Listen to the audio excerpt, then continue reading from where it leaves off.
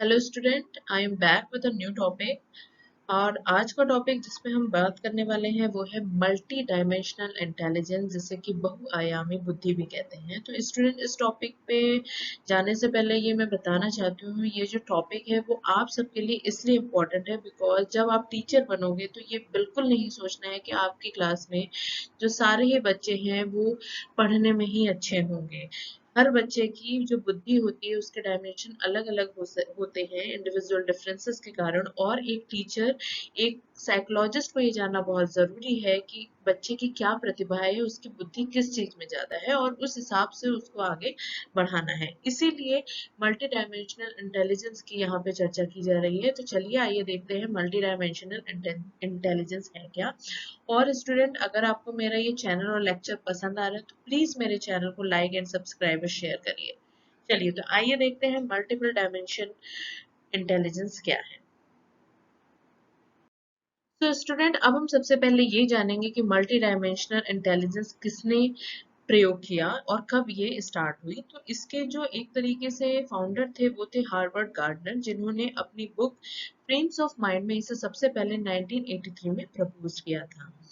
और इनकी जो थ्योरी थी मल्टी डायमेंशनल, ये कहती है theory differentiate human intelligence into specific modality rather than seeing intelligence as dominated by a single general ability। ये जो थ्योरी है मल्टी डायमेंशन की, ये कहती है कि जो हमारी इंटेलिजेंस है यानी कि जो हमारी बुद्धि है वो किसी एक प्रकार से, एक प्रकार की चीजों से नहीं चलती है। There are lots of things, there are lots of modality जिसके हिसाब से हमारा जो इंटेलिजेंस है वो काम करती है। तो किसी व्यक्ति में कोई मोडालिटी, कोई तरीका ज्यादा हो सकता है, किसी में कोई चीज कम हो सकती है। तो ओवरऑल जो इन्होंने डायमेंशन बताए थे इंटेलिजेंस के, वो ओवरऑल 8 डायमेंशन इन्होंने बताए थे। तो आइए अब देखते हैं ये 8 डायमेंशन क्या है।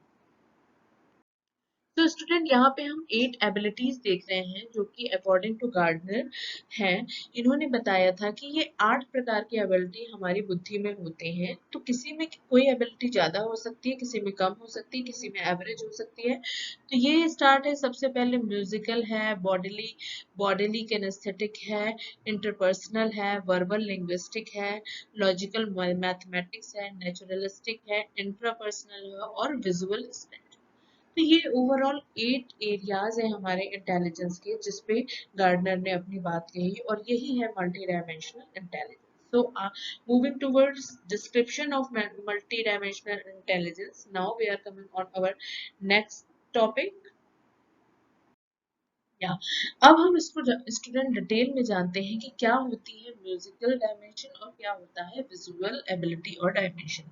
तो म्यूजिकल, जैसा कि हमें इसके नाम से ही समझ में आ रहा है, जब किसी व्यक्ति में sensitivity of sound, rhythm, tone ज्यादा होती है, like he can create music, he can be able to sing a good song, और वो कहीं ना कहीं बहुत तरीके के म्यूजिकल इंस्ट्रूमेंट बजा सकता है, वो सॉन्ग को कंपोज कर सकता है। तो ये हर व्यक्ति में हमें देखने को नहीं मिलता। जिस व्यक्ति में म्यूजिकल एबिलिटी होगी या वो डायमेंशन ज्यादा होगा, वो ऑब्वियसली उस क्षेत्र में थोड़ा ज्यादा मतलब उन्नतिशील होगा।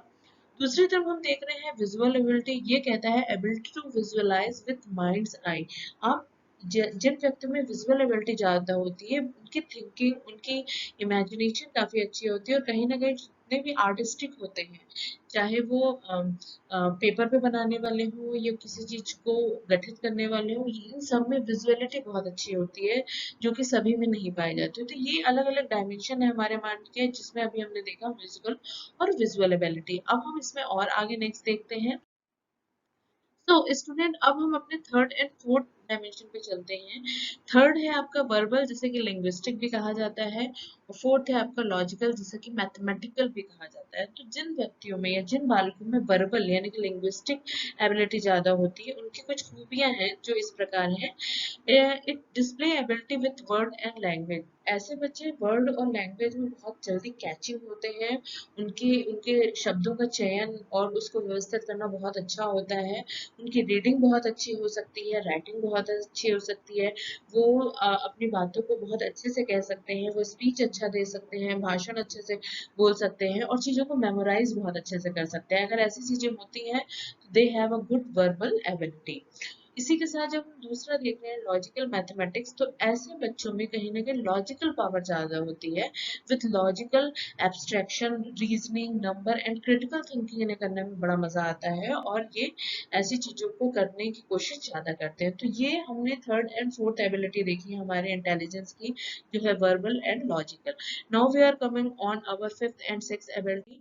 It is bodily kinesthetic and interpersonal. Bodily kinesthetics, जैसे कि आप इसके नाम से ही समझ रहे हो, ऐसे व्यक्तियों में उनके बॉडी के ऊपर काफी कमांड होता है। लाइक बॉडीली मोशन है, capacity of handling object skilfully.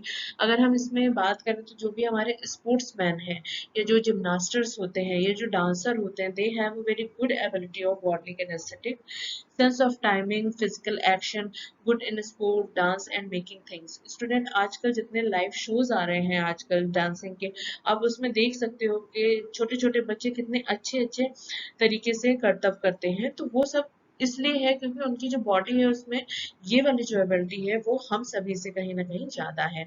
और इसी हिसाब से अगर हम बात करें, जो जिम्नास्टर्स होते हैं, या जितने भी स्पोर्ट्समैन होते हैं, या स्पोर्ट्स वाले व्यक्ति होते हैं, उनमें ये जो एबिलिटी है वो हम ज्यादा देखने को मिलती है।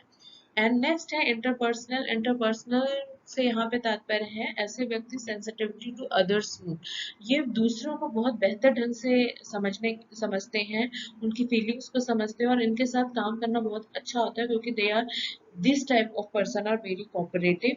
तो इनके साथ काम करना, ये दूसरे की फीलिंग को बहुत जल्दी समझ सकते हैं, और ये एक तरीके से इसीलिए इनको ऐसी जगह रखा जाता है, ऐसे व्यक्तियों को जब आपको काउंसलिंग की जरूरत होती है तो स्पेशली इंटरपर्सनल लोगों की ज्यादा मांग होती है, क्योंकि ये दूसरों को बहुत जल्दी और बहुत बेहतर ढंग से समझ लेते हैं।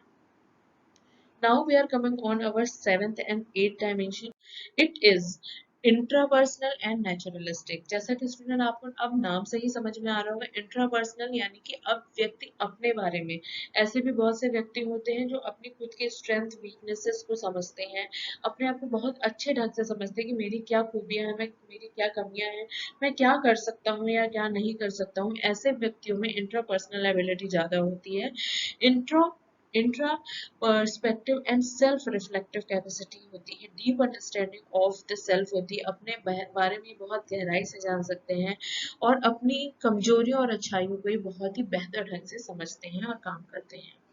दूसरी तरफ हम देख रहे हैं स्टूडेंट नेचुरलिस्टिक। जैसा कि इसके नाम से ही समझ में आ रहा है, ऐसे व्यक्ति जो होते हैं जो कि गुड इन हंटिंग, शिकार करने में काफी अच्छे हो सकते हैं, इन्हें नेचर से बहुत प्यार हो सकता है, नेचर से लगाव होता है। फ्रेमिंग बायोलॉजिकल साइंस, ये बायोलॉजिकल साइंस में बहुत ज्यादा रुचि लेते हैं। तो इस हिसाब से ओवरऑल स्टूडेंट हमने 8 डायमेंशन देखे हैं हमारे इंटेलिजेंस के, और ये 8 डायमेंशन है जैसे कि मल्टी डायमेंशनल इंटेलिजेंस कहा जाता है अकॉर्डिंग टू हार्वर्ड गार्डनर, जिन्होंने अपनी बुक फ्रेम्स ऑफ माइंड 1983 में बताए थे कि हमारा जो दिमाग होता है उसमें कोई स्पेसिफिक जो एबिलिटी है वो सिर्फ काम नहीं करती है, जबकि there are lots of thing जो कि हमारे दिमाग में काम करती हैं। तो स्टूडेंट, यहाँ पे ये टॉपिक आप सब लोगों को बताने के पीछे जो रीजन है, मुझे जो लगता है वो ये है कि क्योंकि आप सब टीचर बनने वाले हो, और आपकी क्लास में एक ही टाइप के बच्चे नहीं होते हैं, क्योंकि there are always differences among student.